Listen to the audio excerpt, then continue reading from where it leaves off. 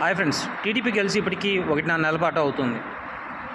ఈ ప్రభుత్వము ఏం చేస్తుందో నాకు తెలియదు, కానీ టీడీపీ కార్యకర్తలని వాళ్ళు చెప్పేది ఏంటంటే మా కార్యకర్తలు క్రమశిక్షణ గలవారు అంటారు. ఇదేనా క్రమశిక్షణ?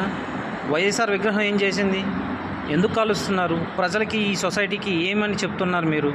అంటే మేము రావడం వల్ల మీ విగ్రహాలను కాలుస్తున్నాం, మీరు వచ్చినప్పుడు మా విగ్రహాలు కాల్చండి, ధ్వంసం చేయండి అని చెప్పుకుంటున్నారా? ఇదేనా మీ రాజకీయం? ఇదేనా మీ క్రమశిక్షణ? ఈ క్రమశిక్షణ అనేది నిజంగా ప్రతి ఒక్కరికి వర్తించాలండి.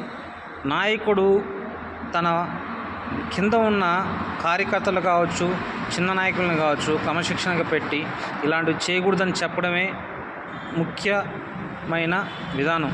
అది మర్చిపోయి ఇలా ధ్వంసం చేయండి, నాశనం చేయండి అని చెప్పడం అనేది అది ఎన్నటికీ ఎప్పటికీ ప్రజలు